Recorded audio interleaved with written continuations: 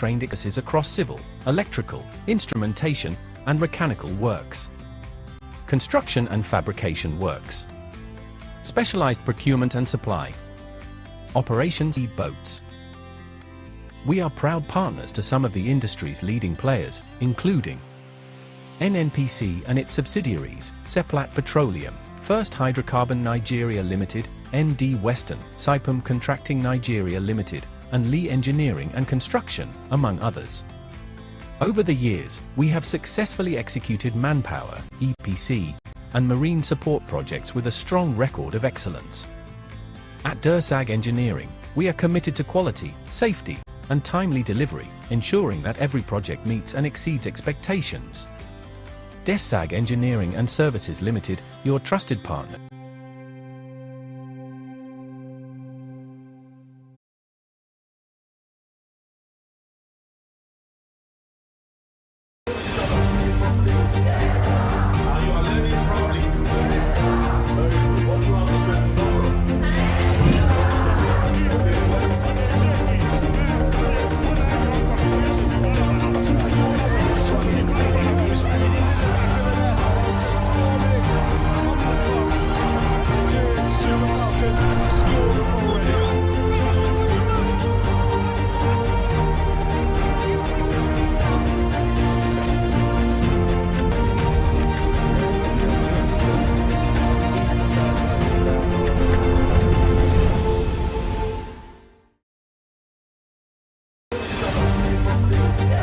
This is TVM.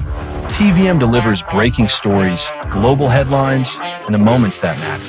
From exciting sports action to exclusive local events, we keep you connected. Celebrate our culture, people, and voices with powerful documentaries and inspiring stories. Experience premium entertainment, from trending music to urban lifestyle and beyond. Grow your spirit with life-changing messages and uplifting perspectives. Lead the way with bold conversations, fresh ideas, and thought-provoking shows. Wherever you are, whenever you want, watch TVM on all your devices. TVM, your world, your network.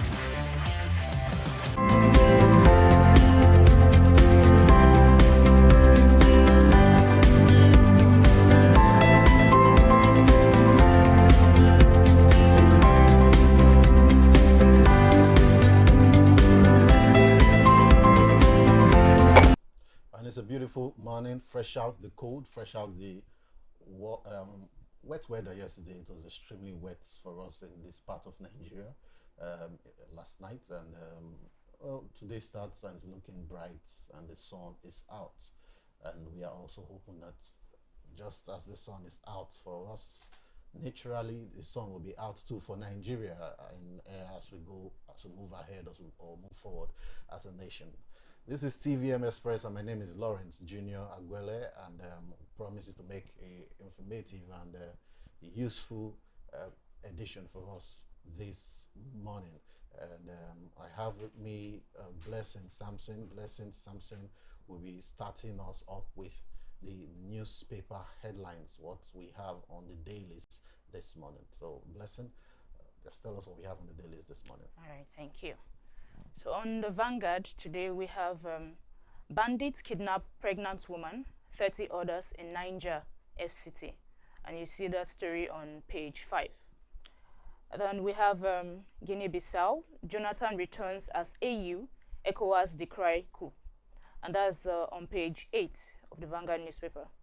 And then move below, we have Tinubu approves membership for US-Nigeria Working Group, and that's on page 9.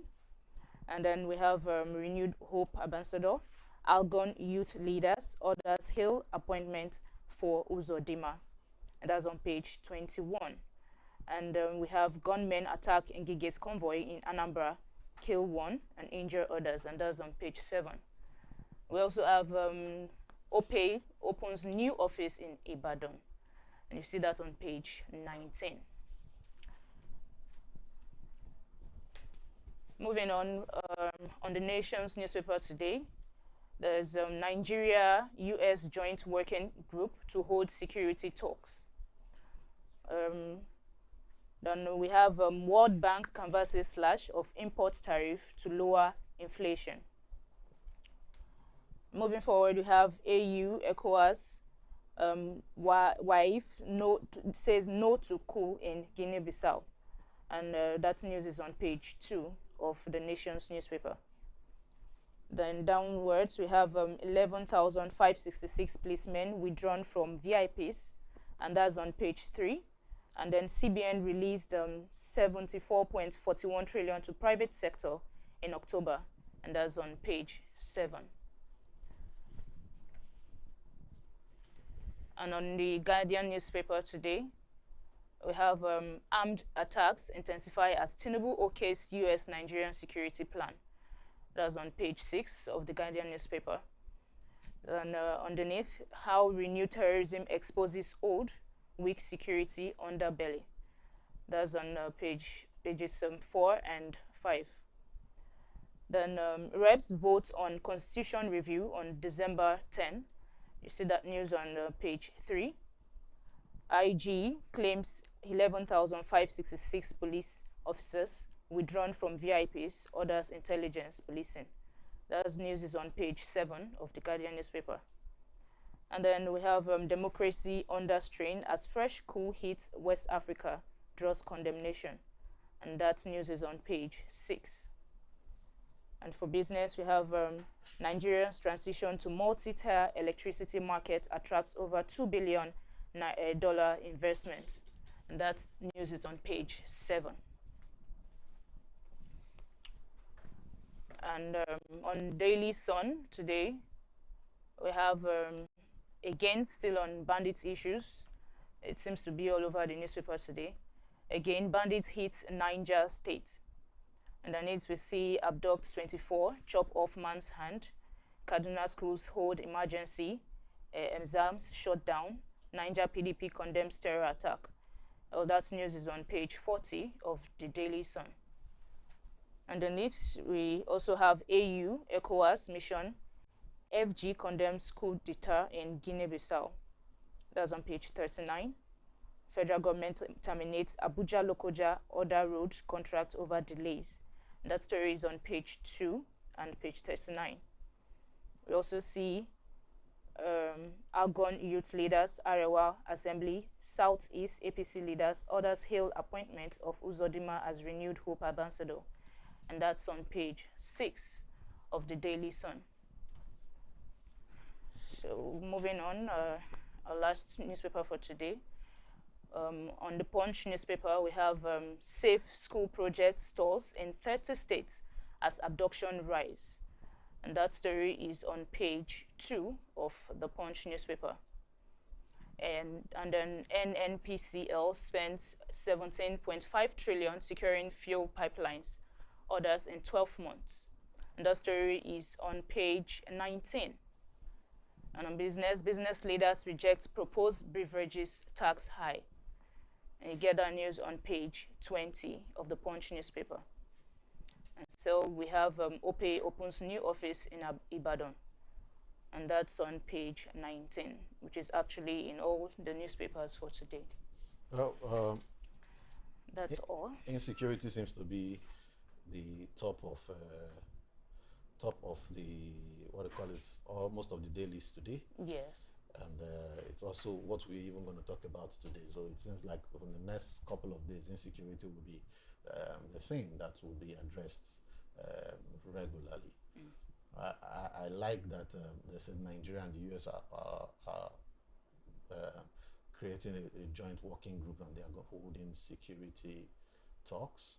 So that is cool. That's good. That's good news. At least progress. At least there is progress. Yeah. What I didn't appreciate earlier was the way the leaders, particularly the political and the Islamic leaders, they are not trying to make this really a religious thing, but the way they reacted when it was tagged the Christian genocide. Genocide, yeah. Yeah, but the truth is people are killed, and unfortunately, if you are not affected by what is going on, if you're not a victim of what is going on, then you cannot dictate for those who are crying You cannot tell them how to cry. Yes, exactly. You can't tell a bereaved or somebody who has lost something how the person should cry. So if the people that are being killed are calling it that is looking like a Christian genocide, then I think the responsible thing to do as a government and as a leader is to talk of how to stop it. Yes. Not whether it is it a Christian genocide or not. That doesn't make any difference. People are being killed. Yes. Yeah, so it's an issue that calls for immediate attention. I also even saw some people this morning comparing the incidents at the U.S. near the White House where the two national guards, I think shot. Alleged two national guards were allegedly shot, and we had pictures of the argument was the Americans are not flooding the timeline with the news, but if it were Nigerians will flood the timeline. But first of all, I just said how social media and technology works. It also works with location. If you are observant, you will notice that your social media post is filled with posts from Nigerians. First of all, let's state that most of the posts you see on your X account are posts from your fellow Nigerians that share similar interests with you. So we don't know how the American pages would look like. Then number two, you can't compare America with Nigeria. America has a reputation for swift responses to things like that. Yes. When something like that happens, there is a swift response. Even if they try to manage the thing on the news or whatever it is, the government deals with it decisively. Yes. So the people of America trust that despite whatever issues the American government have, when it comes to issue of security, they take it seriously. Yes, they are always quick to respond to their cries. I remember in some of the conversations we had in the studio, and I've made allusion to the fact that if a police officer is killed in the United States, the whole police and military force take it personally. Yes, exactly. exactly. Meanwhile, in Nigeria, an assistant commissioner of police was killed, and the killer wore the person's uniform for a get together with the government. So you can't. When I heard that news, like it's so crazy. Yes, it's really crazy and disturbing. You can't be comparing both of them. That man would not leave that meeting if it was in America. Yes, he wouldn't. Even if there was going to before be he even comes. Even if there was going to be a peace talk, whatever negotiation that would have been made, that man would not leave that meeting. Yes. But the man not only went to the meeting, he wore the uniform of the man. He had the audacity to even make demand that no police officer should come there with their uniforms. Like how? Without the government even considering the morale of other officers who will be there. Exactly. Just imagine you are a sergeant at arms in the police, and you are seeing a terrorist who killed your assistant commissioner. Exactly. Mind you, assistant commissioner is only below the commissioner. Killed an assistant commissioner of police, and he wore the person's uniform to a meeting with you, and he went back home. And you now expect a sergeant at arms to see that and go and face this bandit. If he dies, his life will be useless. Exactly, because nobody cares. So it is the way I think one of the things that is painful in Nigeria is that issues are politicized. People are killed, and you are saying that people who are complaining that people are killed are unpatriotic. I don't get. I felt it. I'm not one of those who complain online about things, but when I saw those things, I like, probably you've not lost somebody. There was a pastor who has been derailed by some members of government and some people, and the pastor is one of those pastors who actually pushed this narrative of a Christian genocide in Nigeria. I think it's in Plateau State.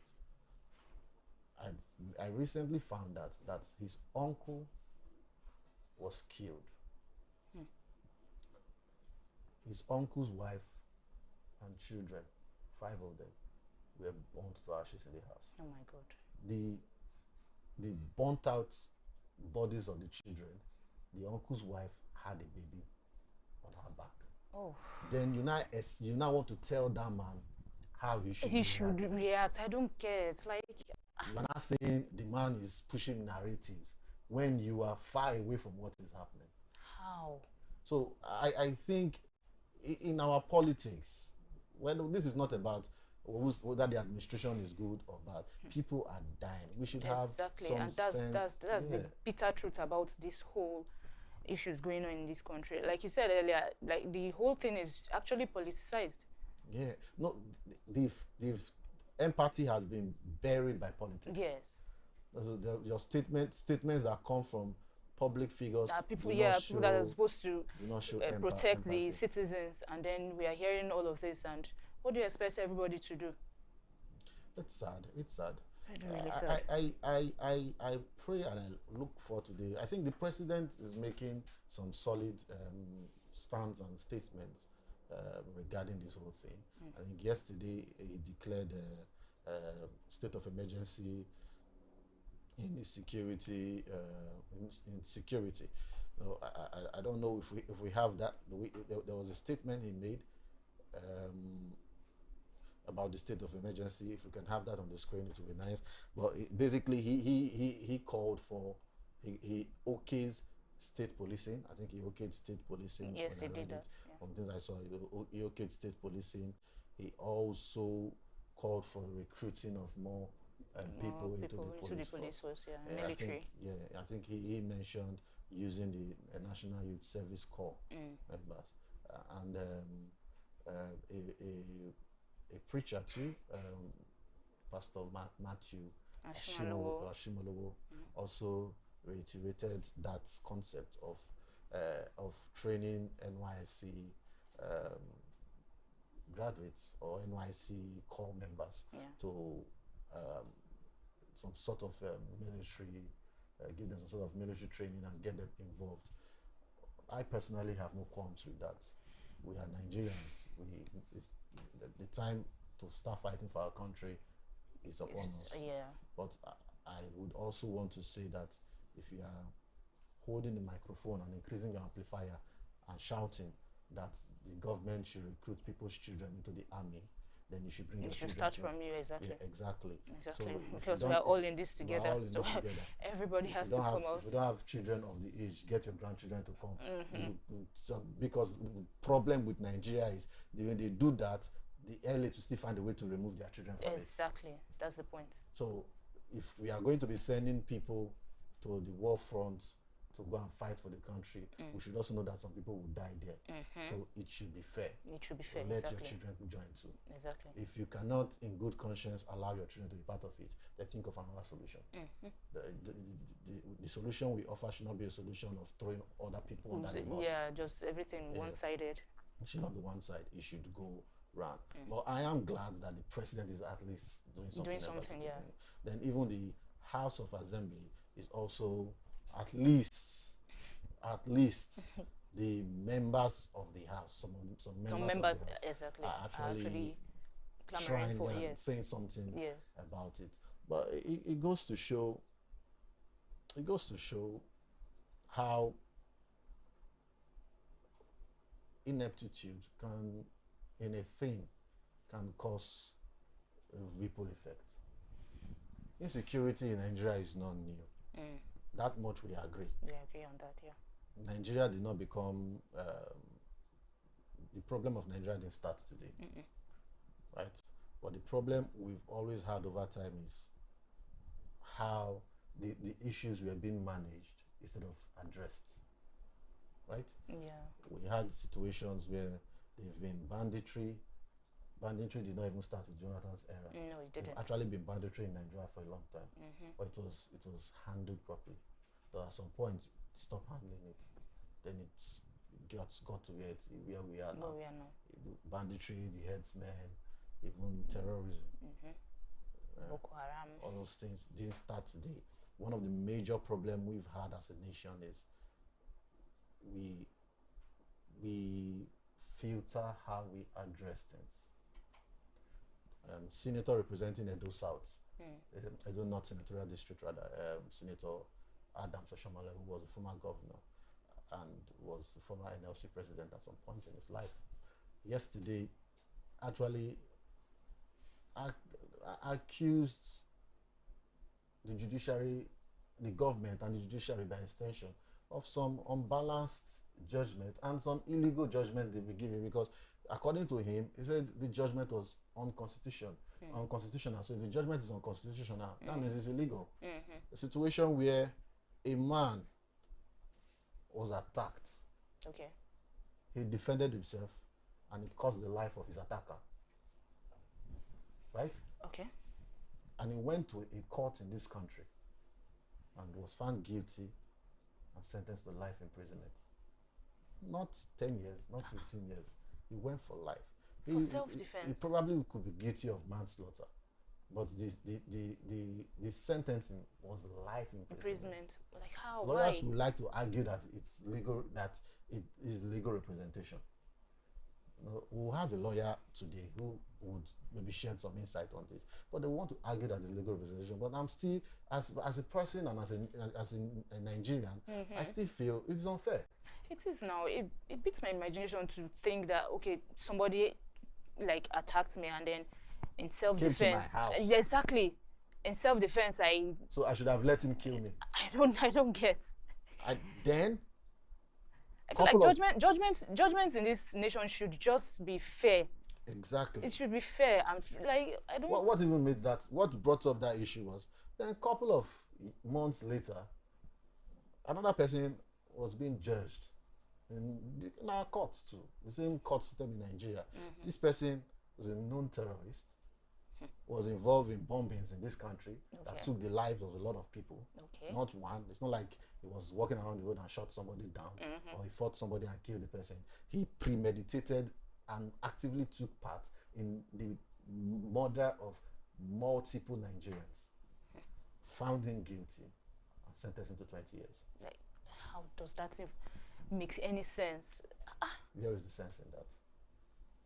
So you had senators like Adam Soshomole clamoring for fairness, and so the problem that I see in our politics in Nigeria is this selective action that we do. We select it.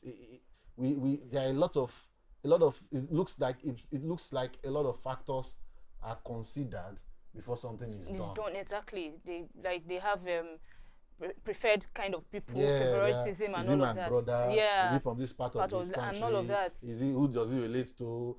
Those things. So it is very sad, and it is very disheartening, right? Nnamdi Kanu was sentenced to life imprisonment, and I recently started understanding his role, though I have not fully confirmed or authenticated some of the information, but I started understanding his role in this is it Eastern Security Network, ESN, and the ESN was also involved in some killings in the East. Theirs was even very weird because they were killing their brothers and sisters, which I don't get what the ESN was. Exactly. So if you say, okay, the man deserves life imprisonment, good. Then when you catch a bandit or you catch a terrorist, try him. Exactly. And sentence him to life imprisonment. Don't bring them into, and we keep wondering how these bandits get information when they have members in the military that they integrated at some point. Exactly. So we should. There's just loopholes everywhere. There should be some fairness in the way this thing is administered. All right, we'll go for a very quick break, and when we return, TVM Express continue. Please stay tuned.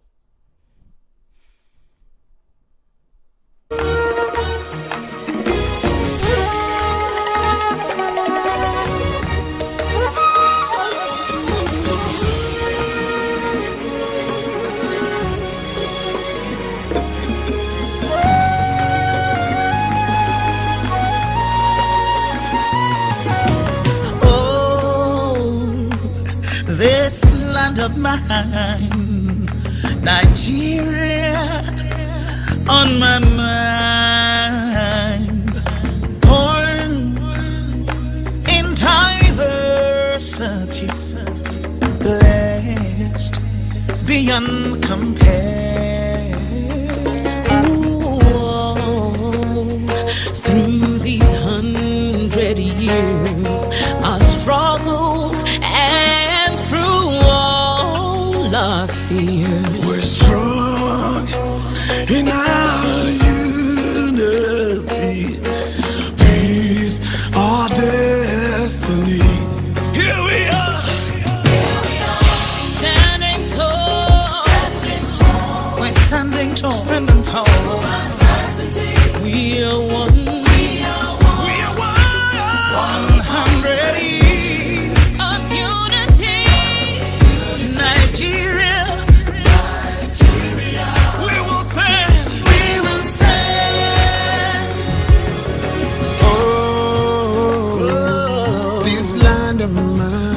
land of mine. Nigeria, on my mind, on my mind. I pledge to you my loyalty, my love, my ability. Ooh, and as we celebrate ourselves, we shall rededicate To serve a new Nigeria, for a better land for all. Here we are, standing tall through adversities. We are one. 100 years. 100 years. Unity. Yeah. Nigeria. We will stand. Standing on the mountain, shouted in the valley. Nigeria has come a long, long way. on a journey to our future. Of brighter and better days. Together we will make it strong and invincible. We are on our way. Oh yeah. One nation, indivisible. Nigeria Oh, is yeah. here to stay. We are standing tall as a nation. Standing tall through adversity. We are 100 years. Nigeria. We will stand. Standing tall. We're still together. One nation, one country. Nigeria, we will stand.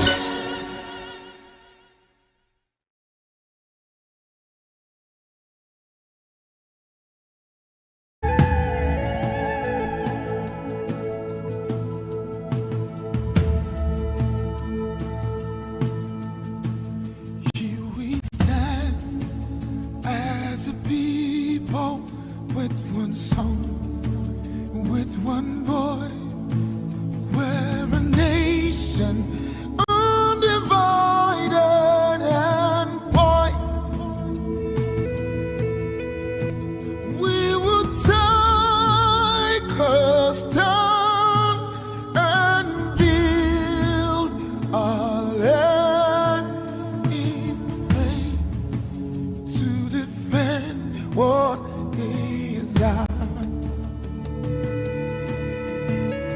Here we are as a people with one heart for one cause.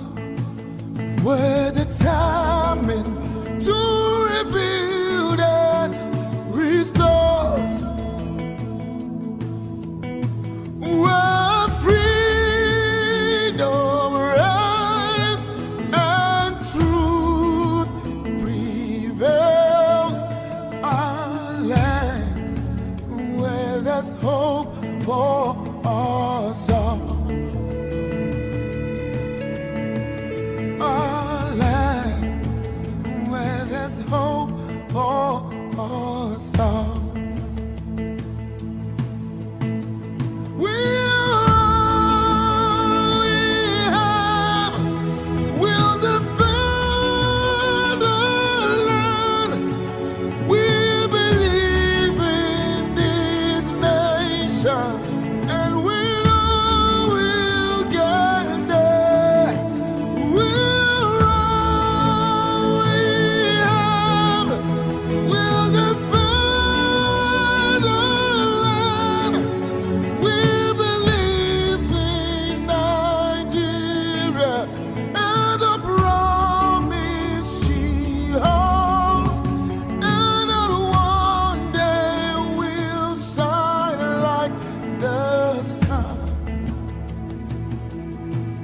We're a great nation.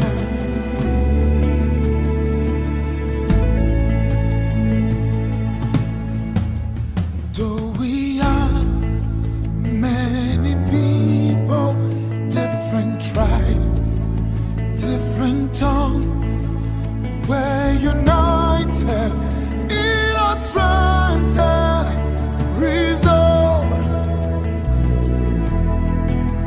to uphold the honor of our land and for generations to come. And for generations to come.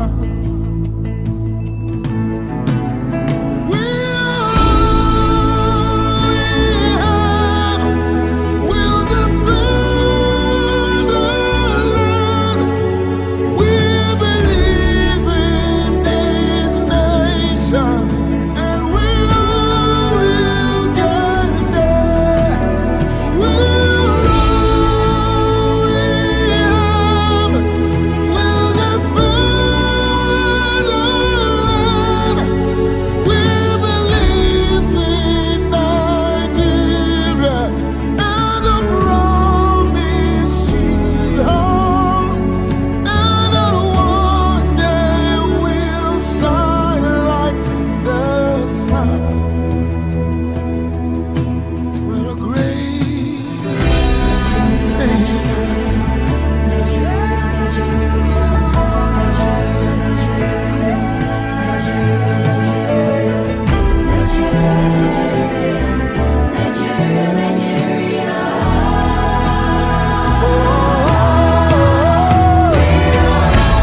See, we only have we'll defend our land. We believe in this nation, and we know we'll get there someday.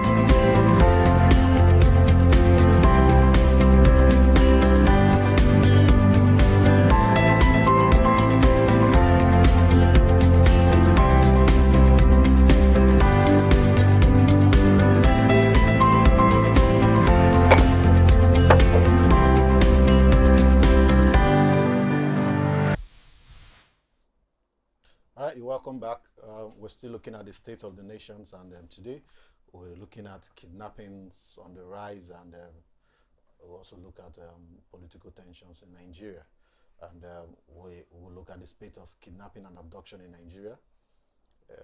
Nigeria is witnessing a renewed wave of kidnapping across several states. We have attacks in Kogi State, attacks on travelers and communities. We've had, that is in the Dekina, Ajaokuta axis. We've had kidnappings along the Kaduna-Abuja Expressway, which is now a notorious kidnapping corridor. We've had bandit raids in Ogundu and Zumi local government areas in Zamfara State. We've had bandits mounting roadblocks and taxing villagers in Niger State. We've also had a plethora of cases where schoolgirls and school children have been abducted in recent school attack. We're not even talking of the Chibok girls. There was kidnapping of Catholic school students. Then there was the other school that is even creating, I think it's Mega School, that's the name, I've forgotten the name, creating a lot of controversy where they said that the security personnel were even withdrawn before the incident happened. So all these have been sparking outrage nationally in the country. We've had security agencies seemingly stretched thin, and we also had public fear. This morning I was awoke to a notification which is not verified of something like bandit in Lokoja, the capital of Kogi State. I've not verified that yet. Maybe for the end of the day we'll have that verified, and you see people running. I even saw a content maker who, though idiotic and silly of him to do, sorry to say that of a person, but it was insensitive. I think the word should be insensitive. It was insensitive for him to do, but the reaction he got shows the state we are as a nation, where he tried pranking people to that he was a bandit, and when he told the people it was a prank, he was beaten. It was people who saved him, they would have killed that guy there. So it shows how the state we are right now, that you can't even joke with things like that anymore physically. So we have with us this morning a barrister, a lawyer of repute, and a friend of TVM in Warri, Delta State. Our guest analyst this morning is Barrister Albert Agbenson. Barrister, thank you for coming in this morning. Thank you so much for having us. God bless you. Yeah, we seem to still be, this is no longer a shadow. When it's a shadow of insecurity, I don't think it's a shadow anymore. I think we are living in insecurity right now, and everybody is trying to proffer solutions to it. But what we are looking at is the kidnapping aspect of it. Then before it was terrorism, people come tell you, we want this, we want that, we want that. If not, we blow this up or we do this. But now it's people kidnapping people and asking for what do they call it? The ransom, and asking for ransom fee. So from your assessment, are we witnessing is it a fresh surge? Is the number rising? Does it look like it's becoming more and more there's an increase in kidnapping across the country? That's obvious. That's obvious. There's been a lot of activities as far as kidnapping is concerned, and a lot of people want to, come up with one theory or the other. But the fact is, it's obvious. It's not been like this for some time, but or has it been like this, but it has been under-reported? That's another theory, because it wasn't like this before President Trump came up and said that Christians are being killed. It wasn't as bad as this. Some people argue that it's a reaction to that. Well, reaction. Well, for them to be able to react, that means they are poised to react. And the fact that terrorists are poised to be able to carry out this kind of action almost immediately simply means that we have never been safe. We have never been safe. That's one angle. Then there's another angle that the North, this is the political angle, the North seems to be dissatisfied with the present government. And anytime they are dissatisfied with the government of the day, especially when the president is from the southern part, then they make the country look very ungovernable. That's another angle to it.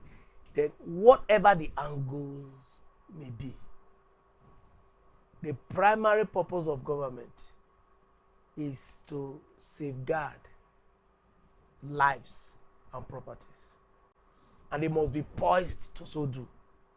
So a situation where some of these non-state actors are in such a position to be able to carry out this kind of dastardly act is a situation that is uncomfortable for anybody. It's a situation that should not be allowed to thrive. So whatever may be the reason behind the surge, the fact remains that there is a surge, and the surge is not desirable, completely undesirable. That's where we are, and it's sad. Now,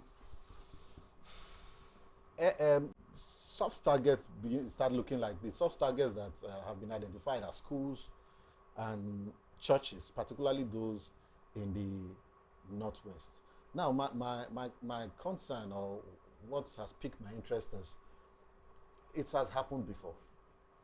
We've had cases of, for instance, Chibok. It happened before. We've had instances where people go to church, kidnap everybody, pack everybody, take everybody away from the church, and start demanding for ransom.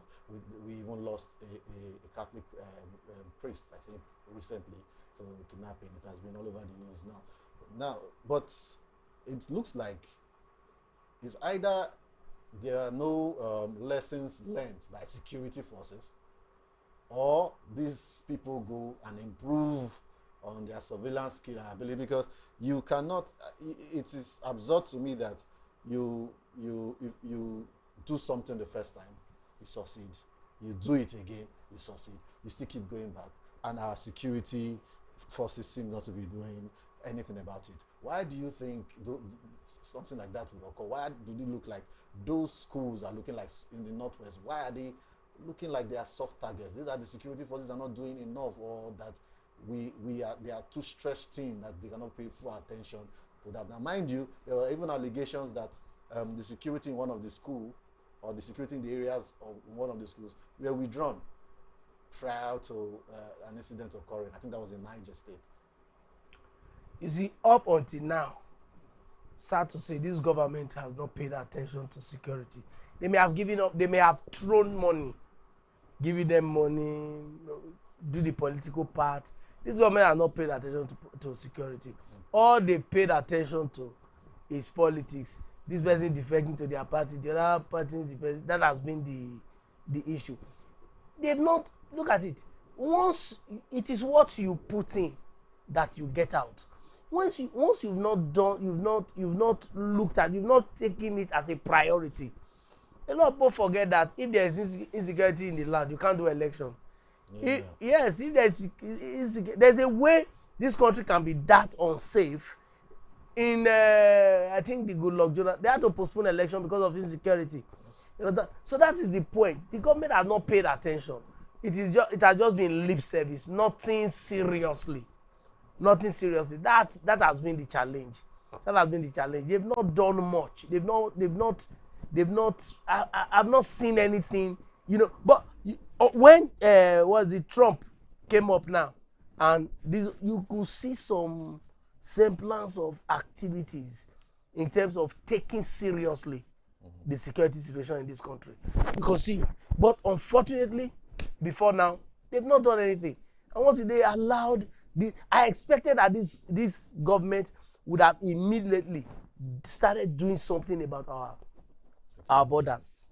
Yes. Yes, our borders. I think since the coup in Niger Republic. Not since the coup. Look at insecurity didn't come up today. No, I think before the coup, we had people there. But now I think it's almost completely Were abandoned. they there? Insecurity started 2009 in this country. Yes. 2009 in this country. I would have expected that by now there should be some attempts at doing something with our borders. You know, nothing. It has been the way it has always been. But the argument still remains that these people, are they foreigners or are they Nigerians? Those doing it. Yes. Well, we are not security experts. We are not security experts, so there's no way we can know how they are. There's no way we can be certain of who they are. That's the point. So yes, they cannot be completely. You can't do this kind of havoc without locals. Yeah, okay. Yes, there may be some foreigners here and there, but you cannot do this kind of havoc without locals. Okay. So who understands the terrain? So whether you want to say they are outsiders doing a lot of people do whatever they want to do. They run out running. If you check our borders, very porous. Many of the borders are not manned. You can just stroll in like you are strolling in from Ekman to Efon. You finish whatever you are doing and go. That's how it is. In this kind of a situation, we would have expected that some things would have been done in that area, but nothing has been done. What we do as a government is reactionary. Okay. We have different level of security in any nation.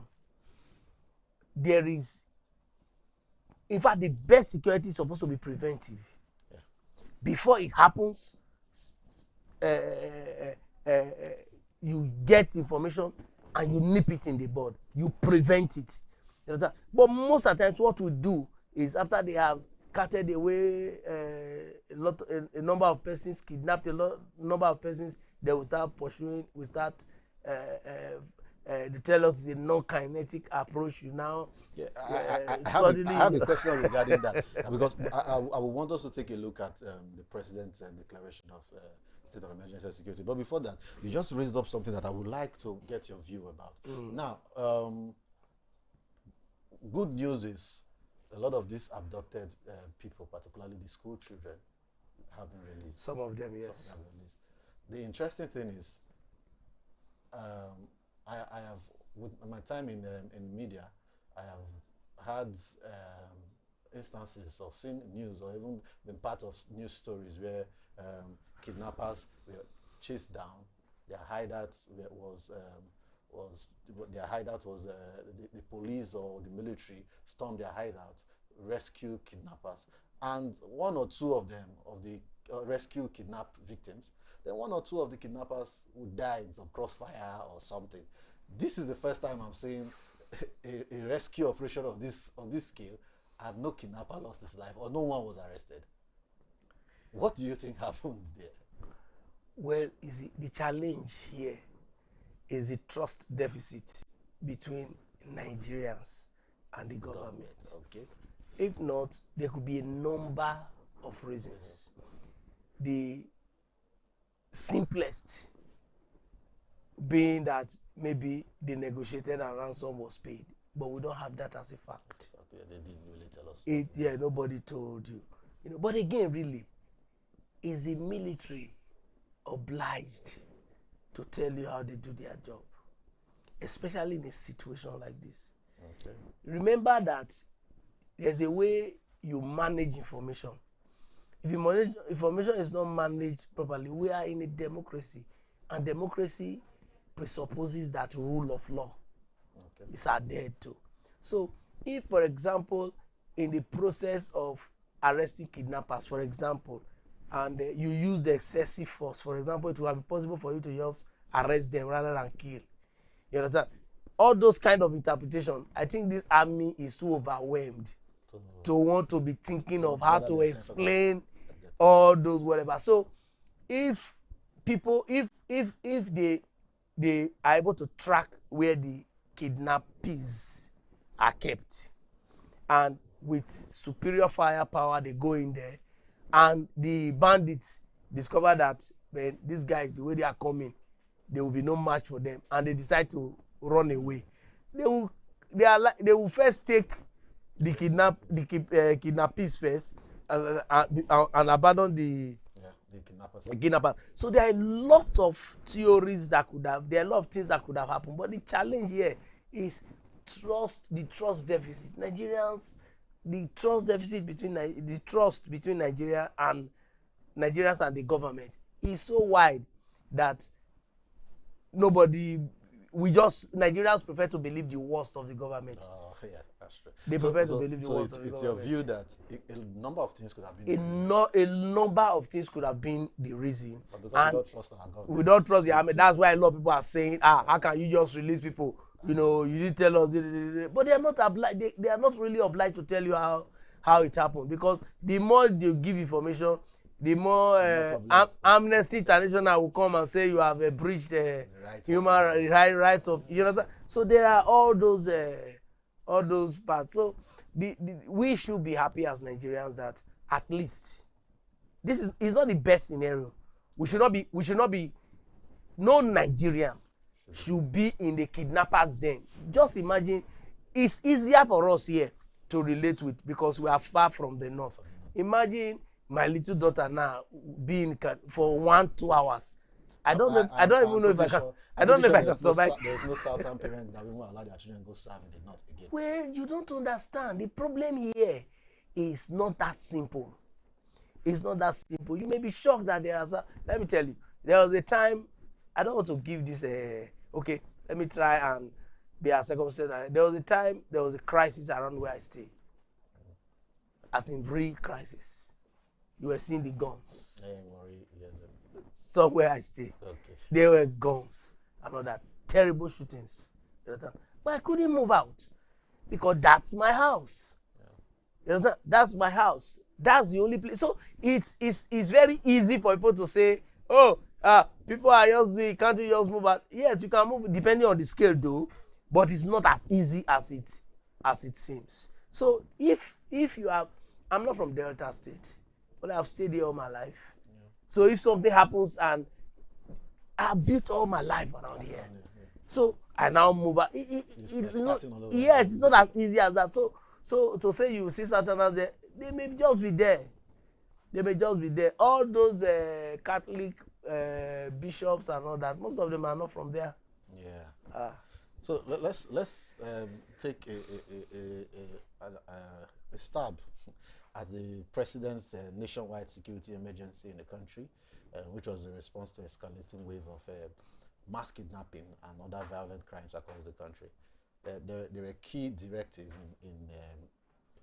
that he made to bolster the security architect. The first one that was key there, that jumped out to me, was this drive for massive recruitment, whether be it the army, be it the police. I think he ordered that they should employ 20,000 more officers to bring the total number of recruits to 50,000. The first shocker for me is a country as big as Nigeria, you just have 30,000 police officers. That was the first shocker for me. It made a lot of sense why we have security challenges, because 30,000 is, even for a Delta state, 30,000 sounds very few. But now he wants to increase it to 50,000, right? Considering timing, number one, right? Timing, because we are already in it. I am concerned about how soon they are going to train these people and bring them up to speed with security architecture and system, considering the timing. Then also, I don't know if you agree that funding could also be a problem with our security forces too. So if funding is a problem and we've not been able to fund them properly, now we are increasing their numbers. So that is the fund that we have not been giving these people very well before. We now need to increase it again. That one is there. Then the timing, like this is already a situation that has escalated. And recruiting people, sending recruits. Do you think that it would solve anything or create a serious effect on the crisis or the situation on ground? Yes, it will. It will help. But the point is, how soon are you going to get these people ready? Get these people ready. How soon are you going to do the recruitment? Then, how sure are you that Nigerians will be that excited to be recruited into the police and the army right now, as at this point in time? I saw a post on social media the other day. It said, when you want to employ people into CBN and NNPC and all the whatever, you do it secretly.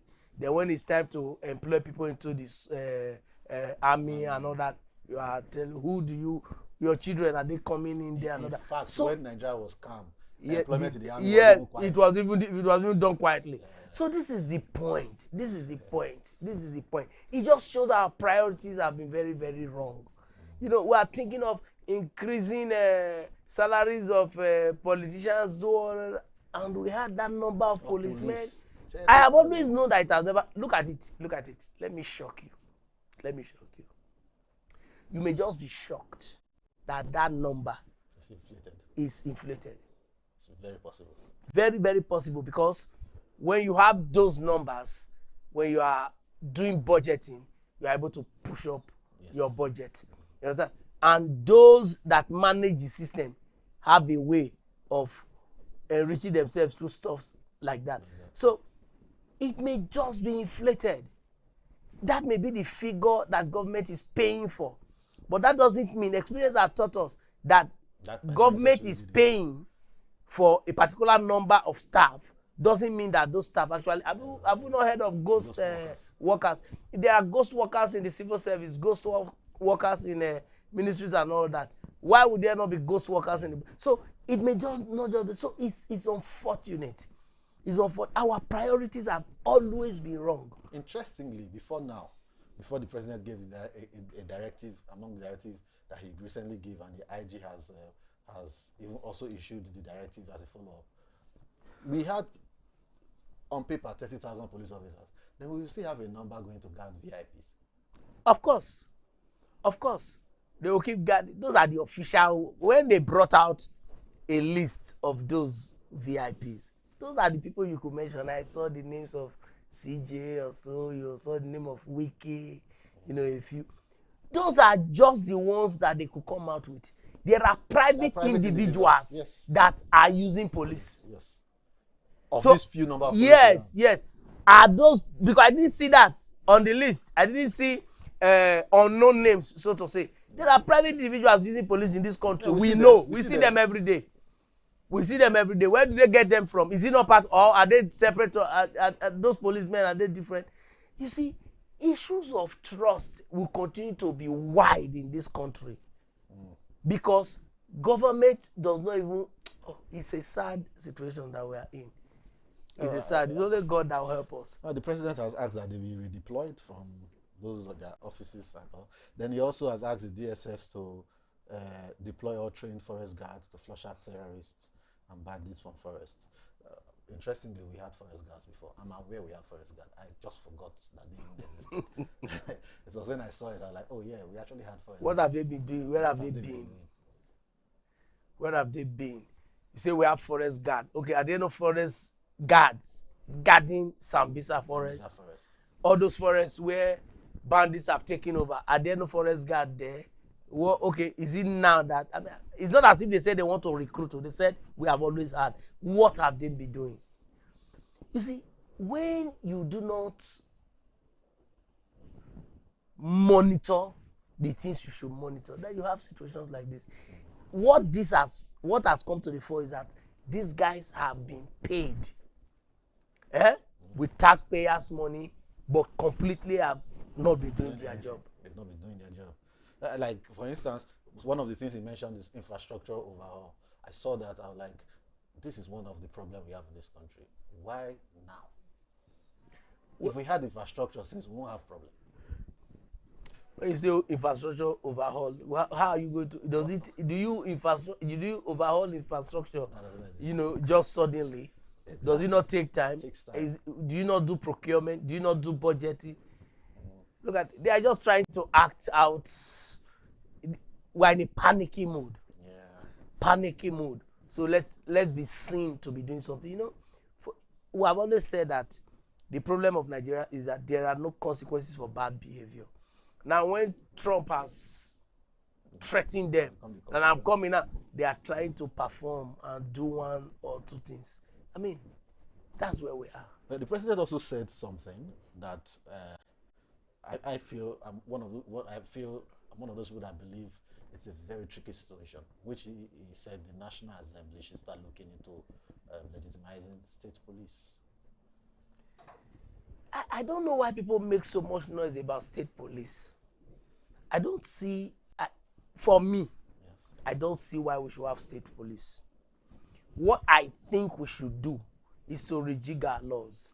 For example, a large chunk of the policemen in a particular state, in a particular locality, should be indigenous of that locality. That will settle issue of somebody from Kontagora coming to Delta State to do policing. That one there. The issue of police, commissioners of police not obeying orders from state governors. That's the thing. We are not a systems people. There is what you call systems. Once systems run the place, you know what is called legal orders, not illegal orders.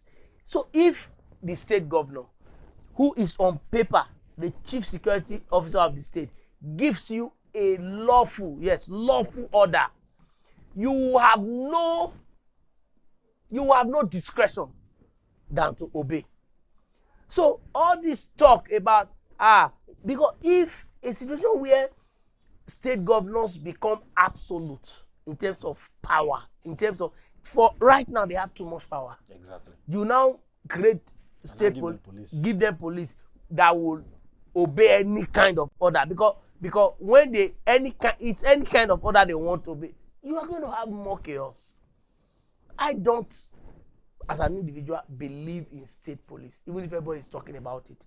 I believe in a federal police that is properly rejigged and properly strengthened. Let there be lawful orders. Let there be a list. There's a problem that is about to happen, the governor gives you an order, and you know the problem is not personal, you know the thing is not illegal, nobody is in court. I don't know whether you understand what I'm saying. So they just want absolute power, a situation where the next man offends the governor, or yeah, policeman go and bundle him.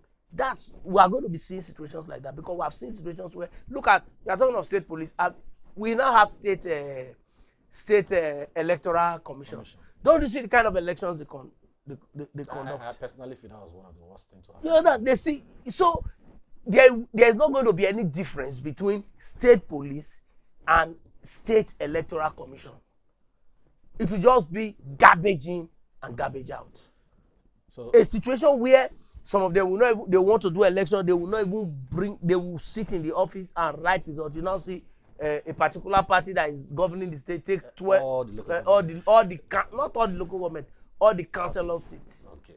You know that? So does that not tell anybody that state police is going to be a disaster? The police as it is can be rejigged, and properly so that we can have results. Then recruit more members. Those fear of people come, it doesn't have to come from north, the commissioner of police can come from anywhere in the state. It's not commissioner of police that does the actual policing work. His own is administrative. But you can pick some people, okay, this is your town. In every town, you just put somebody that knows the place, knows the terrain, and you're able to solve. Creating is, for me, you will see it. We will come back and talk about it. So your take about the state police is a no-no. It's a no-no. Instead, let's have a system. Let the system within the current police formation, let it be built in such a way they are able to take care of all the fears that they have, that is making them talk about state police. Talking about state police, governors are looking for it. Yes. Governors are looking for it. But the point here is, I keep saying, when you try to personalize decisions like this, it just shows that we are not wise. Because the maximum anybody can be governor in any state in Nigeria as of today is 8 years. If you are able to get a second term. After 8 years, you will leave. After you go there, you live there. Then the next person, everything that you have done to others, once opposition comes in, they will do it again to you. At the end of the day, is it not a lot of, is it not? All right, we go on a quick break, and we'll come back. We'll look at the political side of things in Nigeria. Stay tuned to TVM Express. Nigeria hasn't always justified the faith of its people, but there comes a time when you are pushed to the wall and there's nowhere to go but up. If we just decide in our hearts that we want to believe in Nigeria and we want to take steps every day to make this country a better place. This is our dream, and a new Nigeria is that dream that we so much seek and desire. The destiny of Nigeria is in our hands. We are the country. The country is us. We are Nigeria. We are that turning point generation. We are Nigeria. We are the future. We are the future. We are the dream. We are the nation. We are part of this. Yes, we are so amazing. That's the least we shall be. At the heart of the nation, changing history. How can they say that we are finished? We have just begun. When we have nowhere else to run to, we have nowhere else to go. So get out of the way of the land of our dreams. We are the nation, we are part of this. We are the nation, we are part of this. Whoa, carry the song, carry the sound. The future is here. The future is here. Goodbye yesterday, tomorrow is now for the taking. The future is here. The future is here. I am the future. I am the future. I am the dream. Whoa, I am the nation.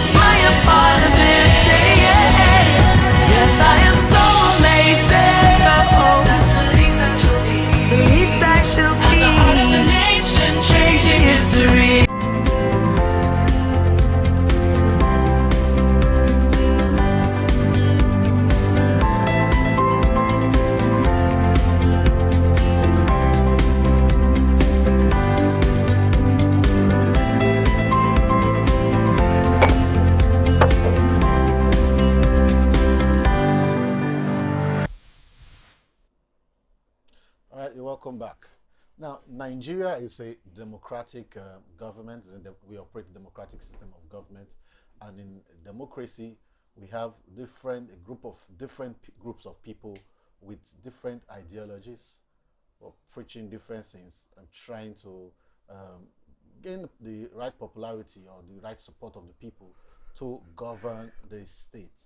Now, a situation where we have instances or scenarios where a present administration seems to be fluffing their lines and seems not be doing things right. Most often, the opposition could be looked up to as the hope that, okay, when these people come in, they will get something done. But the problem we're having in Nigeria is we're having a situation where the opposition are also fluffing their lines. So it's beginning to look like what we have on hand, a bird in hand is better than 9 in the bush. But the bird in hand is not even good, and we are not even sure about the 9 we have in the bush anymore, because Nigeria is gradually turning into, quote unquote, a single party state, because the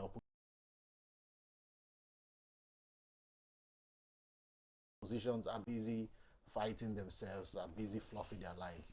So we are going to use this segment because we cannot take away the politics of Nigeria away from the insecurity of Nigeria. So the next segment we'll be looking at is the political instability in Nigeria, because this instability from a major opposition party can distract from national stability discourse. We have one of the main opposition party in Nigeria, they were the ruling party for the longest time, for a long time, not the longest anymore, but for a long time, they were the ruling party, talking about the People's Democratic Party, facing deepening internal crisis. We have leadership tussles between national factions. Faction is a word that has become very popular with Nigerians. We hear it in almost every political circle. We have state-level battles that affect cohesions, especially ahead of future elections. Then we also have party leaders, senior party leaders issuing contradictory statements. Then you have power struggle between governors and National Working Committee. You have suspension, counter suspension, which is even the interesting one. A faction suspends people of the other faction, people of the other faction suspend the people in the other faction. And these are also started affecting public perception of these various political parties. So we have the wonderful barrister with us, the wonderful lawyer with us, still going to look into this with us this morning. Barrister, this persistent conflict, particularly this tussle for leadership in the PDP, we are using PDP as our case study because it's the biggest opposition party. Almost every other party have their own crisis, though in a smaller way. PDP almost seems like PDP crisis is most time looks like Nigeria. We are quarreling with ourselves because we see it everywhere we go. What do you think is the root cause of this persistent, recurring PDP challenge? Yes, PDP is a party that is consuming itself. We have always known that it will get to that point.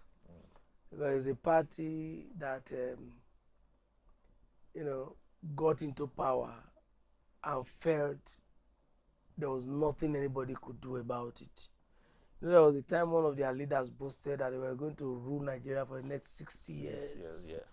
You understand? So that was it. It was that level of complacency, that level of confidence. What did they want to do? Who did there? That kind of arrangement. That's what is consuming the party. That is what pervades the Nigerian political environment, really. Not only PDP. Once you get into power, there's no difference between PDP and the APC. One is just in power. Note me down. Very soon, you will see the same script play out for the APC. So it is just the Nigerian kind of politics. It is the Nigerian kind of politics. They are just trying to undo themselves here and there. Who are those? It is back to what I said. It's systems thing. In Nigeria, we still do not understand or believe in systems. we create strong men, we create strong people, you know, rather than creating strong systems. When you create a strong system, the strong system will run the process irrespective of whose ox is God. But here, it has to be a man. You know, when PDP had issues, Wike came up one time, he was the sole financial. How can you be the sole financier of a party and you are not expected to? You know, that is the point. It is about strong men. It's about strong men, not this, talking about party. I ask you now, what is the ideology of PDP? In the days of UPN, we will know that, okay, UPN, a little bit of social and all that. And here, what is their I keep asking what is the main difference between the PDP. There is no difference between PDP and the truth of the matter. APC was built principally by the people of PDP. Just take it up, call out their names.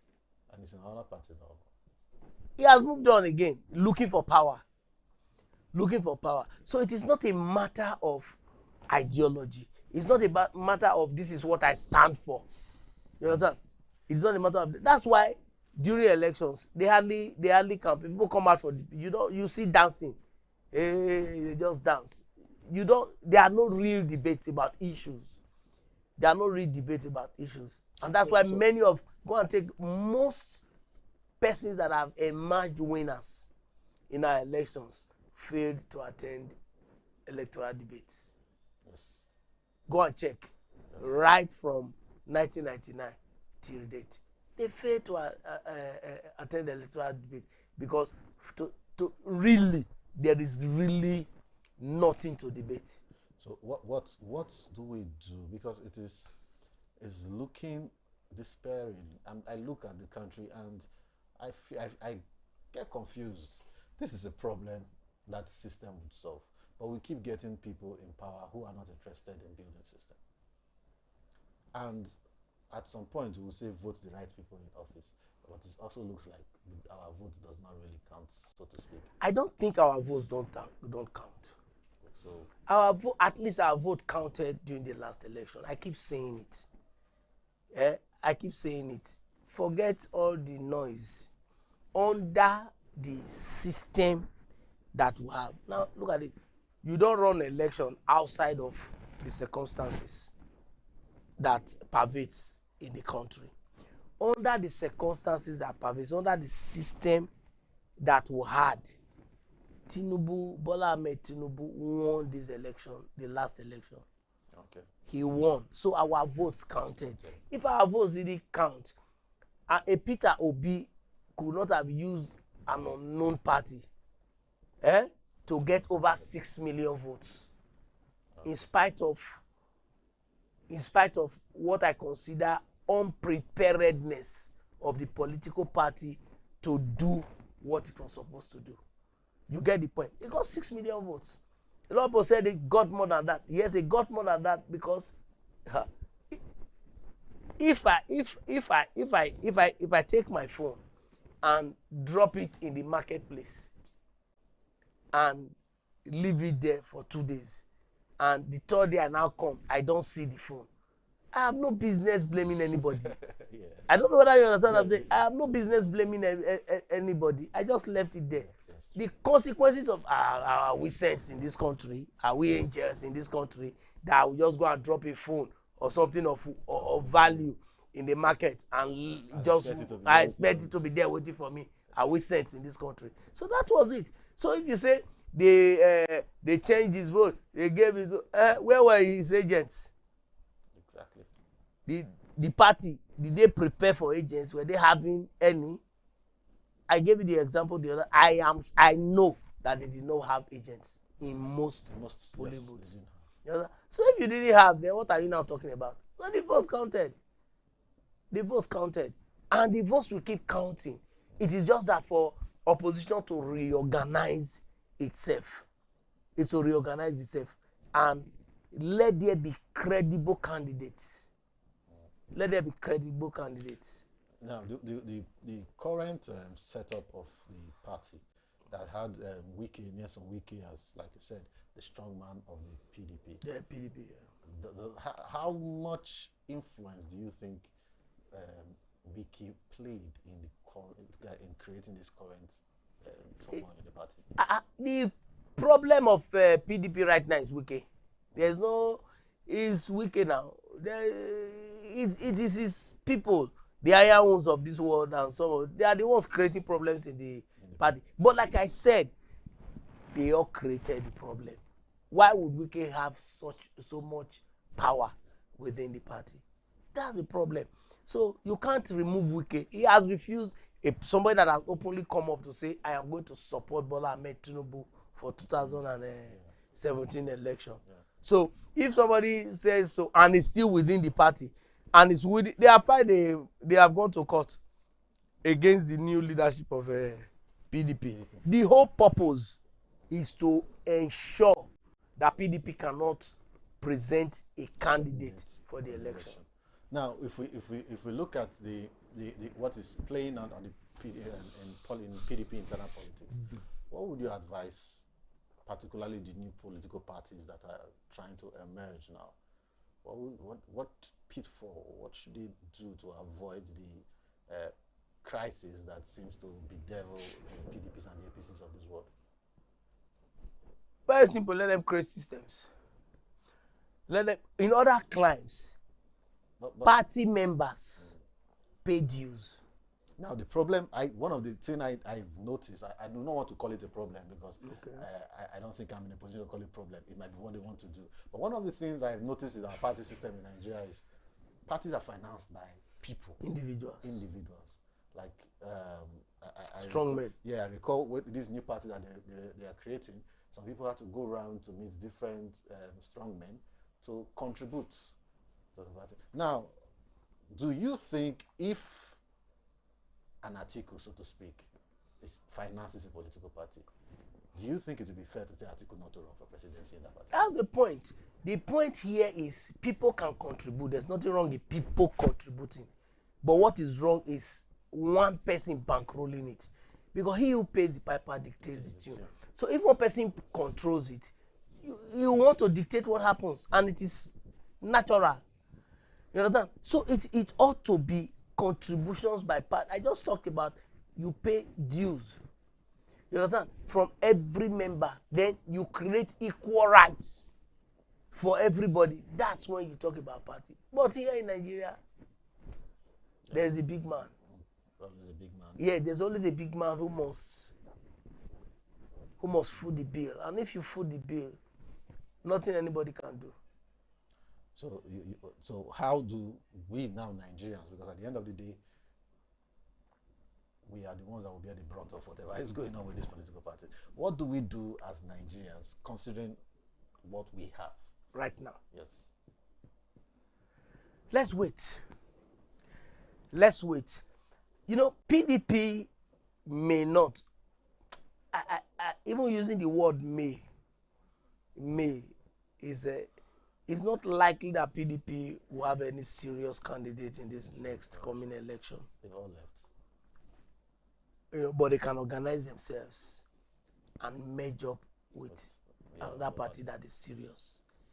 And if they present a good candidate, or for them to win, to win in these circumstances, it's not difficult.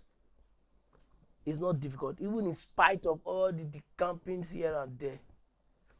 If they could come together, Nigeria has an unwritten convention. Right now, it is the turn of the South to produce the president. So if they can come together and say, okay, no Northern run, and they look for a candidate that is popular in the South, and all of them teams up, support, Tinubu is a gunner. So the challenge is, are they going to do it? You understand? Is it possible to do it? Yes. You can find no serious. If I were a politician, I will not pick a PDP ticket. Why? Too many legal bottlenecks right now. We don't. I was about to ask that. Yes, we do not know whether the courts will sanction, Which faction? not faction, sanction a chairman of a party that emerged in spite of many court orders. We do not know whether that will happen. You understand? So it is possible it will happen. It is also possible it will not happen. But which serious politician will want to take that kind of risk? Now, talking about court orders, I was going through. I think it was in the Nation newspaper this morning. Yeah. I picked the paper up. It was bulky. Okay. And I was asking one of my colleagues, "Why is this paper bulky?" Only for me to open, and I saw almost 18 to 15 pages of court order. Why are we having so much of, especially in the, and they were all politically related? Why do we have so much court orders? Is there nothing that the judiciary can do to, because it is becoming, it's getting out of hand. They are being flagrantly disobeyed. It's almost, most time looks like there's no, the essence has been defeated. Is there nothing that can be done, looking at the setup of our judicial system, the setup of our laws, or the way our legal system operates, to prevent such occurrences? Too many court orders, and most of the time they are conflicting on one issue. Well, there are a lot of things that can be done, but back to us, it's a systems thing. If court orders are, if there's a court order, you must obey the court order. Okay. The law is that no matter how you feel about a particular court order, you have a duty to obey that court order. You have a duty to obey that court order, whether it is bad, until you set it aside. That is the position. So you don't have to go to other courts to get other court No, order? you don't know. It's not about that. That's called forum shopping. Even lawyers that do such things ought to be penalized for it. It is called abuse of court process. You understand? So the rules are there. It is a system, the ability to obey. Then when you obey, you see, no matter how beautiful a court order is, it is still the police, which is an arm of the executive, that will carry out the orders. So that has already made the thing. That's the issue. That's the issue. That's why Nigerians must begin to clamor for a systems-run Nigeria. Yeah, these offices where no strong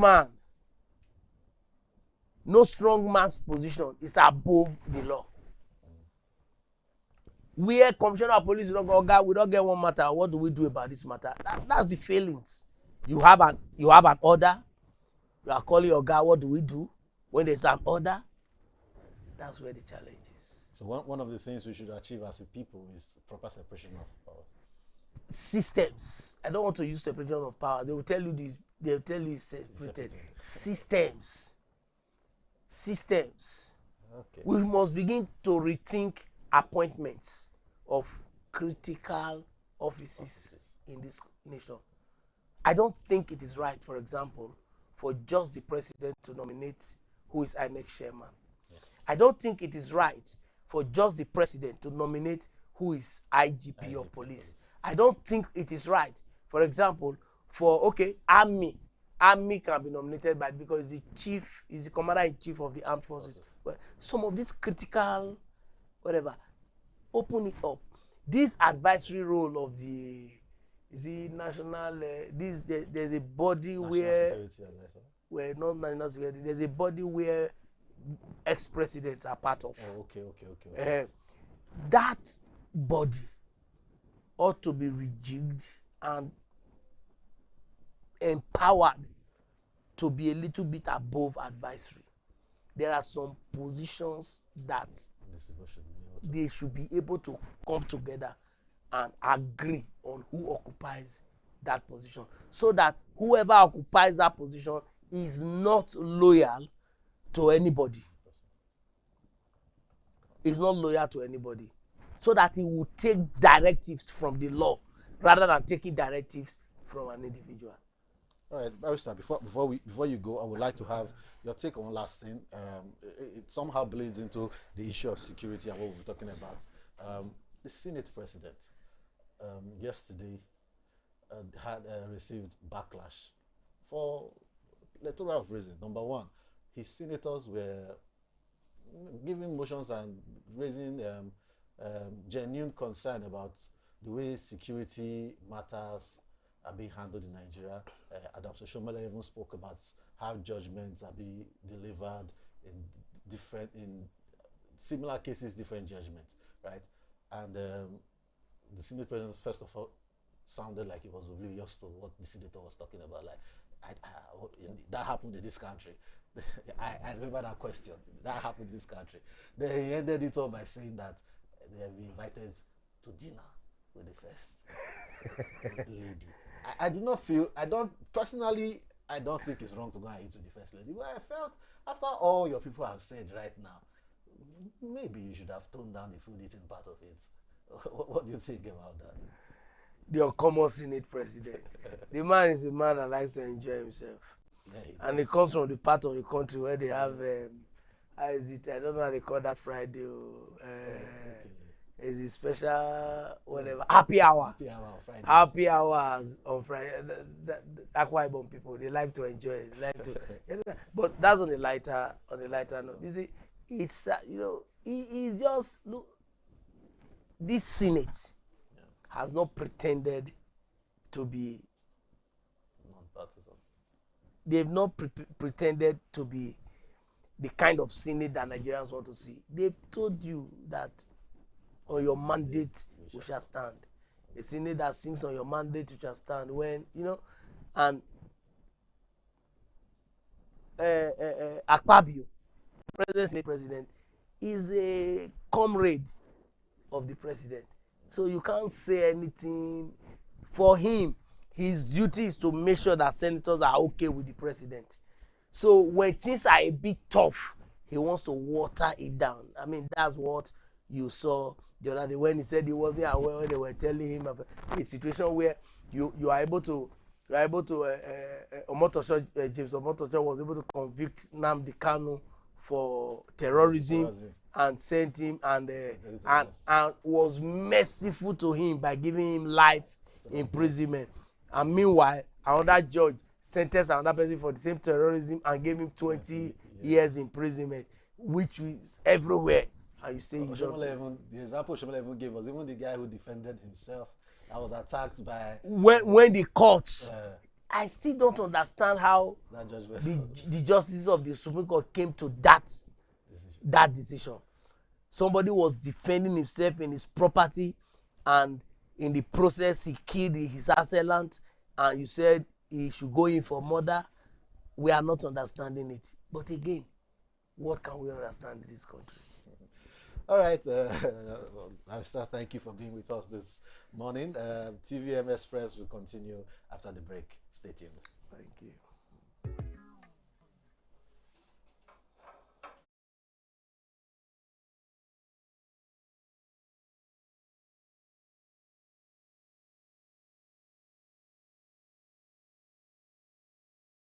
The land is green, it's green, oh, oh. The land is green, it's green, can't you see? I can see all the harvest is ready, 'cause he told me so. It's green and it's all mine.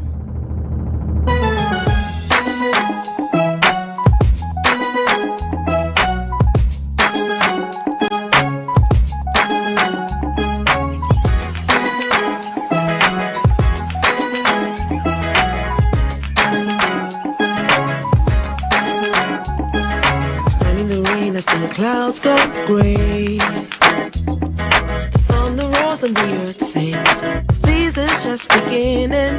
The sunlight it hides as the clouds make way for the pouring of my blessings. I will not be afraid. I see it now, I understand, I know. So I embrace it, dance in the rain. It's for my seed to grow. For every prayer and every seed I've sown, Lord of the harvest knows I'm reaping back 100-fold. The land is green, it's green, oh, oh. The land is green, it's green. Can't you see? The harvest is ready, 'cause the Lord of the harvest told me so. It's green for me. It's green for me. Standing alone can be a heavy load, but my vows I won't be breaking. Though my heart is aching, I got a word and I won't let go. It's your will I'm seeking, so I keep on believing. I see it now, I understand, I know, so I embrace it, dance. Once again it's time for me to grow. For every prayer and every tear I've sown, Lord of the harvest knows I'm reaping joy 100-fold. The land is green, it's green, oh, oh. The land is green, it's green. Can't you see? The harvest is ready, 'cause the Lord of the harvest told me so. It's green for me. I thought it was over, thought you were done with me, but we're just beginning. Whoa, my life is a journey. I will walk with you, I will go where you want me to. Yes, I will go. Come on.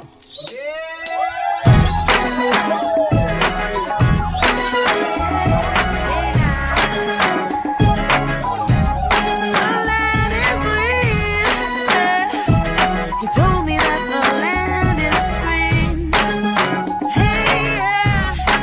The land is green. It's green, oh, oh. The land is green, it's green. Can't you see?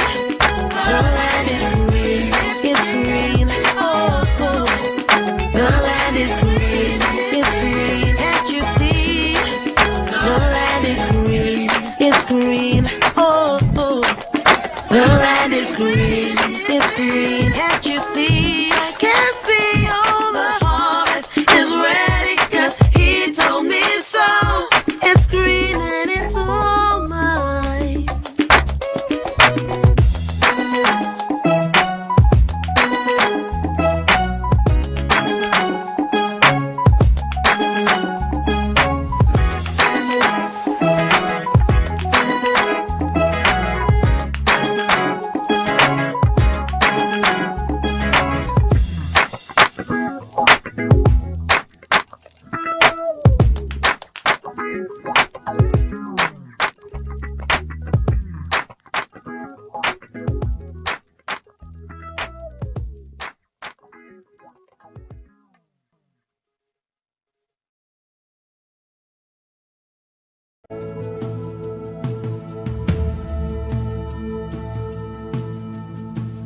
Here we stand as a people with one song, with one voice.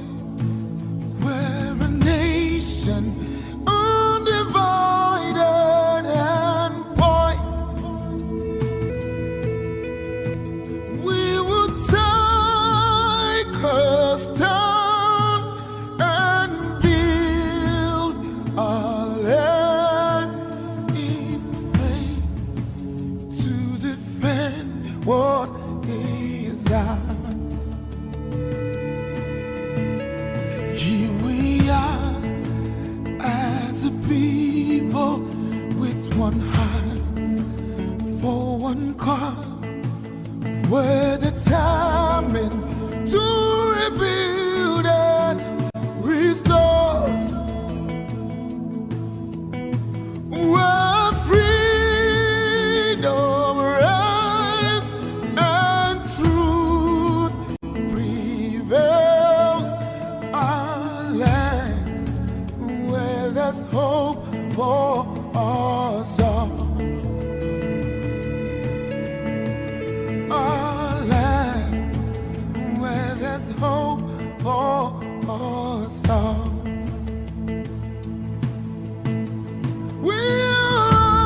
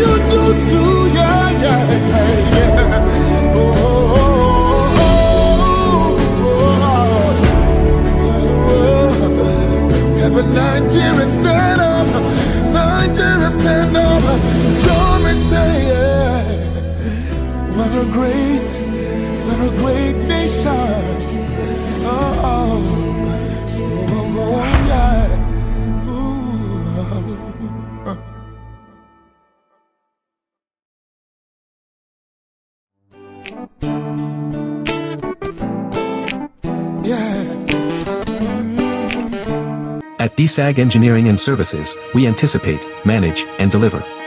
Since 2000, we have been a leading EPC company, ensuring customer satisfaction through quality service and timely delivery. With integrity, proficiency, and innovation at our core, we provide world-class solutions tailored to your needs.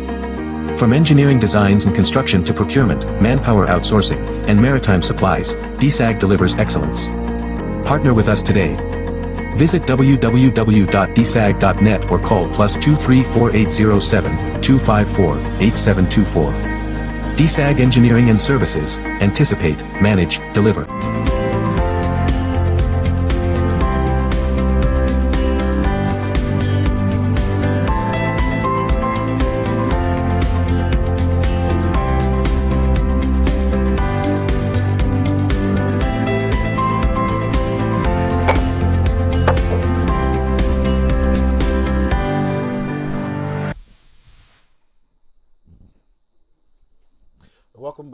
Welcome back. We are at the rounding up line, or the last line of today's edition of TVM Express, and we give you the updates. Give you updates that we have been gathered from social media platforms. So we start from Delta State, where two palm wine tappers were abducted from their farm in Emuhu near Agbo, Delta State, Nigeria. One died when his relatives could only gather 10,000 naira for his ransom, which the gunmen or the abductees, or abductors rather, rejected. Human rights activist Harrison Gwamnishu led a multi-group rescue operation spanning Delta and Edo states, involving soldiers, vigilantes, and police officers, freeing the second man in Oronigbe. Gwamnishu called the killing heartbreaking, as communities face rising kidnapping, targeting even modest rural workers. No arrests have been made so far. So the issue of kidnapping is now even beginning to white tapper, and they rejected 10,000. I don't know what they expected the family to bring exactly. I think people climb trees to tap and wine have money. I don't know. How much is a liter of palm wine? It's cheap now. It's sad. It's unfortunate. Really unfortunate. This is not what I want to be hearing every day at all. I don't want to be hearing things like this. I just hope, I pray, like the barrister said, we'll learn as a country to be proactive and preventive rather than reactive as a nation and as a system. There was even a case yesterday where a man and his wife were kidnapped from their house. Like, I think his brother was in the house, and then he heard the noise and all of that. They just got down from their car and they were attacked and taken into the bush. So they called other family members, and they saw footprints, traces of footprints into the bush. The kidnappers even made videos, or should I say the terrorists, they made videos of the man and his wife begging. That was yesterday in Edo State. Are they terrorists or kidnappers? Those are kidnappers.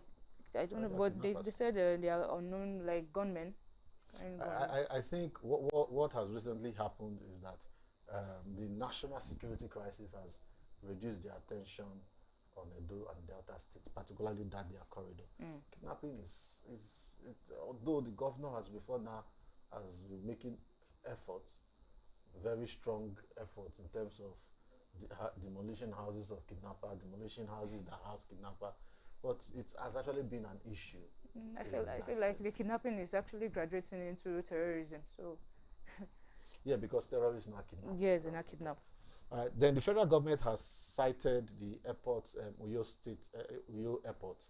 They have cited the revamped terminal of that airport, the near complete MRO facility, and the 3.6 kilometer runway suited for large jets like the Airbus A380.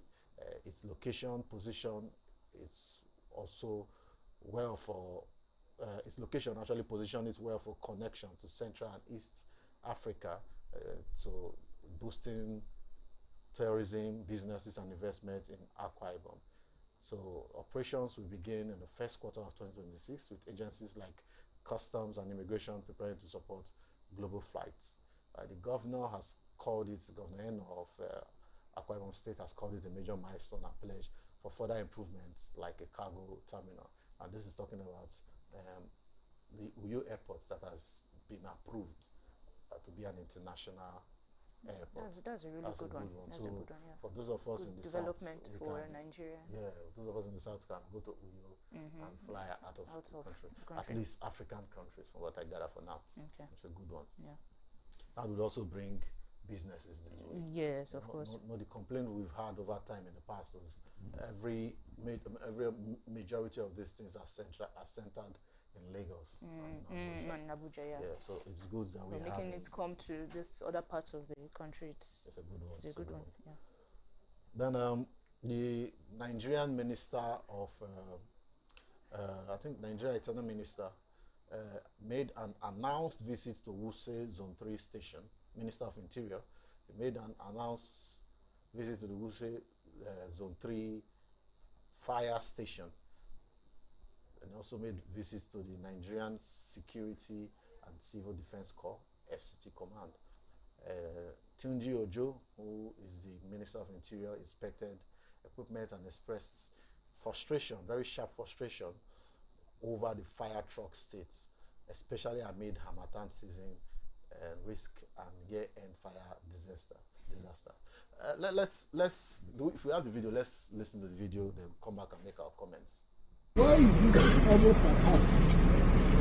We used to. They don't return their plan yesterday. You don't give me that stupid. Yes, sir. Listen, I'm talking you. Please, in the name of God, listen. We're talking about public safety here. You can't tell me they returned an appliance yesterday. This is Wuse for crying out loud. You have markets. Most economic issues, most economic cost in Abuja is around this place. You can return and they can call you immediately for a week emergency. There is no reason why you should do that. I don't have capacity. There's absolutely no reason. Do they inform you that emergency will happen before it happens? No, sir. Are you not supposed to be ready before it happens? Yes, sir. This is towards the end of the year. Harmattan period, you know. And you're telling me that you just returned yesterday. So are you being paid to take excuse, to make excuses? No, so you are being paid that, okay, when an applicant comes, you have to wait for one day, the next day before. So you're telling me they just returned it yesterday. Does that excuse, does this sound reasonable to that average Nigerian whose house or business is on fire? Are you going to give excuse that they just returned an appliance in the last 24 hours? Therefore, that is why we cannot give you food, we cannot give you water, we cannot come and do our job. No, that's disgusting. It's disgusting. You wear this uniform. You are being paid via taxpayers' money, just as I'm being paid. I'm being paid to do a job. You are being paid to do a job. And Nigerians deserve the best.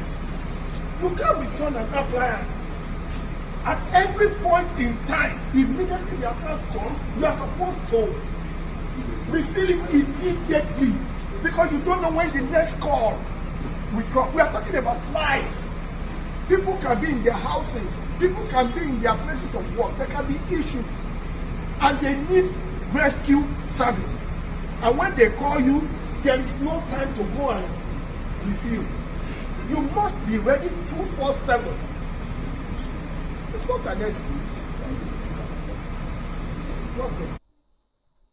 All right.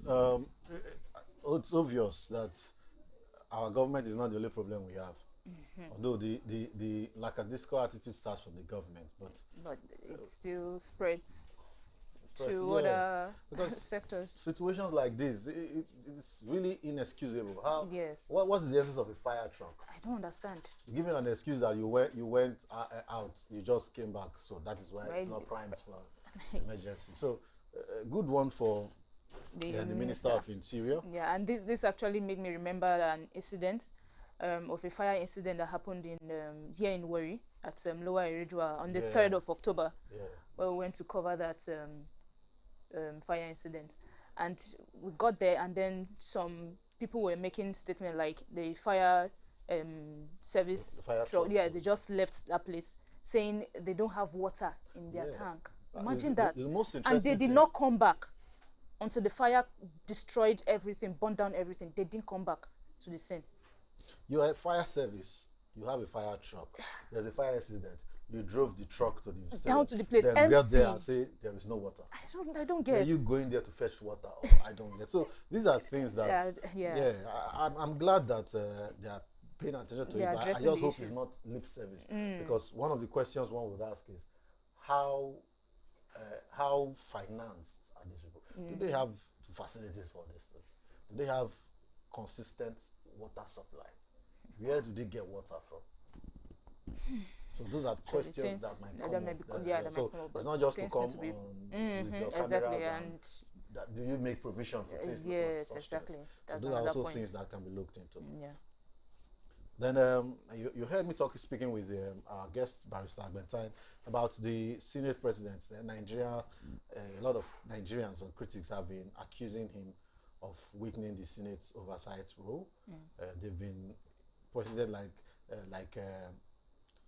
when the last plenary, when Senator Henry Seriake Dixon, when he was talking about the insecurity, the microphone was cut off. Yeah. Because he was questioning praise for the president amid abduction and attack, because I think the Senate president kind of praised the president for the handling of the abduction. Yeah. Okay.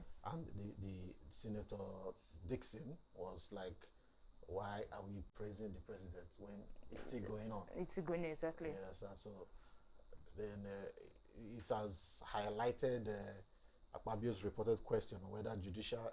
Then they also highlighted Akpabio's reported question on whether judicial leniency for terrorism suspects had occurred in Nigeria, which drew mockery for seeming out of touch. Akpabio reacted to Senator Adams Oshomale's submission when he talked about somebody defending himself being given life imprisonment. Yeah. Yeah, and a terrorist was given 20 years. 2 years. And Akpabio was like, that happened in Nigeria. Exactly. When I heard the question threw me off when I heard it. I didn't expect that.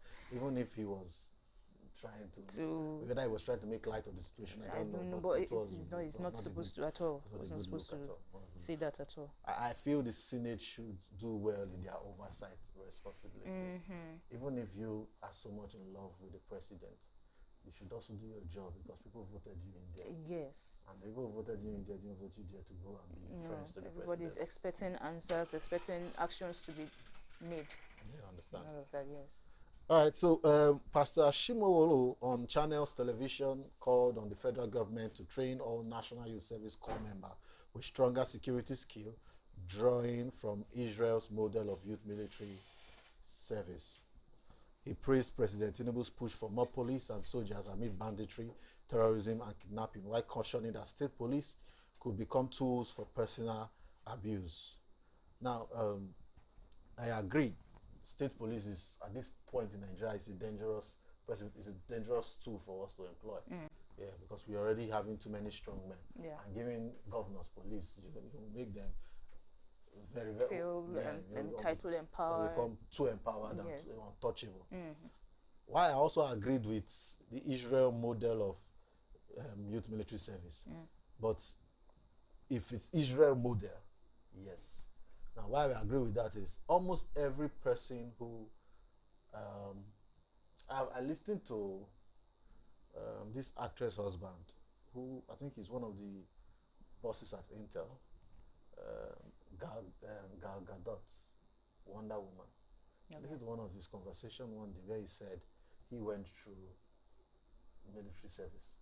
Every man and woman, I think every man and woman, including the Gal Gadot herself, if I'm not mistaken, every man and woman in Israel go through military service. So every an average Israeli, I think they no longer call them Israelites. Israeli is exactly knows how to defend himself physically, especially if you grew up in Israel. Okay. So if it's that model, fine. But if it's the Nigeria model of you people should be doing it, why me and my people will be watching? I will be watching from afar. I don't agree. At all. I do not agree. At all. Then I also have challenge with timing. We are in a crisis right now, and we're talking of recruiting. If you go recruit NYC members now, let's say you go to the camp next year, you recruit NYC members. And we hear that at the end of the year, you are deploying them to the war front. It just means you have just said it to go and die exactly because they've not got gone through the proper training process. So I don't know how long their training would be. I don't know how extensive their training would be, but I do not see that as a solution to our problem. I really do not see that as a solution to our problem at this point in time. All right. So quickly in sports, the Portugal under 17 team has won the FIFA World Cup. They defeated Austria 1-0 at Khalifa International Stadium in Qatar on Thursday night. Forward Anisu Cabra scored from a perfect cross by Duarte Conha. Then Arsenal also beats Bayern Munich, a good one for the English team this week in the Champions League, as they overcame Joshua Zex's third minute opener with Julian Timber's header, then pulled through Noni Maduekwe's substitute strike and Gabriel Martinelli's late corner attack finish. Then Declan Rice and player of the match for his midfield domina. In entertainment, I saw a video, I just have to say before we call it a day, of Tubaba honoring his former labor boss, Kenny Keke Ogungbe of Kenny's Music. It's a beautiful thing. Those guys are pioneers in Nigeria. In fact, Nigerian music industry is Nigerian music industry today because of Keke, D1 and ID. So they deserve their flowers. Right, that's it for TVM Express today. Remember, you can follow us on all our social media handles, on Facebook, on Instagram, on X, and on TikTok. You can watch us live on YouTube, and you can also avail yourself the app on Android Play Store and Apple Play Store. Just download and follow us live. I am Lawrence Junior Aguele, and I've had with me and Blessing Samson. It's been an amazing time with you. Thank you for staying tuned. See you next time. Enjoy the rest of your day.